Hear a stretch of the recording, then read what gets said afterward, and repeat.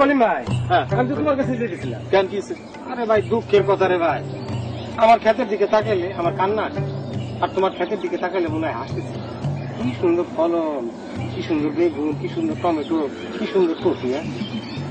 আর আমি রাসায়নিক সার দিলাম ঠিকঠাক মতন, সেচ দিলাম, এত কষ্ট করলাম, তারপর আমার কোনো ফলন নাই। কারণটা কি রে ভাই?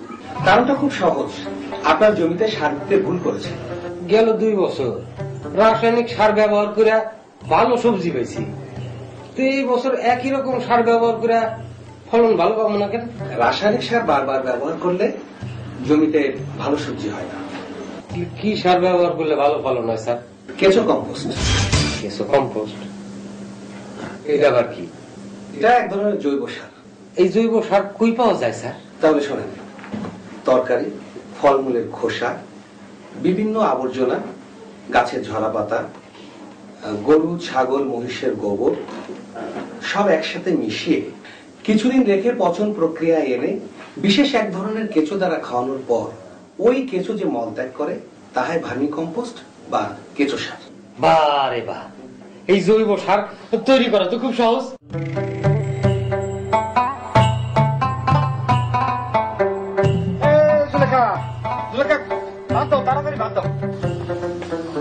ভাত দিব, হাত মুখ ধুইছেন? বাইরে থেকে এসে ধুইতে কতক্ষণ?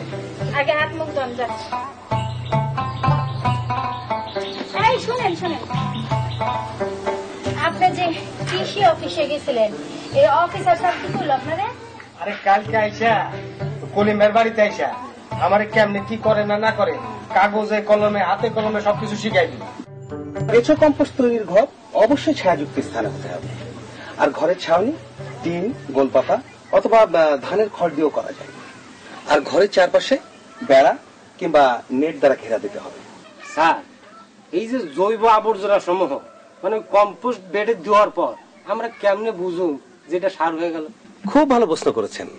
কম্পোস্ট বেডের জৈব আবর্জনা সমূহ 25 থেকে 30 দিন রেখে দিলে কেঁচোগুলো আবর্জনা খেয়ে যখন বেডের কাঁচামাল ঝুরঝুরে হয়ে যাবে এবং এর কোনো গন্ধ থাকবে না, ঠিক তখনই ভার্মি কম্পোস্ট বা কেঁচো সারে পরিণত হবে।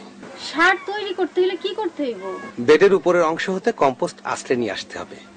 এরপর 0.5 সেন্টিমিটার বা 1 ইঞ্চির 5 ভাগের 1 ভাগ ছিদ্রযুক্ত চালনি দিয়ে চেলে সার ও কেঁচো আলাদা করতে হবে। স্যার, কেঁচো সারের উপকারিতাটা কি? এটি একটি সম্পূর্ণ সার। এর মধ্যে গাছের দরকারি 17টি খাদ্য উপাদানের তা প্রায় 8-10টি খাদ্য উপাদান আছে, যা গাছের রোগ প্রতিরোধ ক্ষমতা বৃদ্ধি করে। মাটির কোনো ক্ষতি হয় না? না, মোটেই না। কেঁচো সার পরিবেশ সহায়ক। এই সার ব্যবহারের ফলে মাটির স্বাস্থ্য খুব ভালো হয়, গাছের শিকড় বেশি দূর পর্যন্ত ছড়াতে পারে। কৃষক নিজেই নিজের সার উৎপাদন করতে পারে বলে উৎপাদন খরচ কম হয়।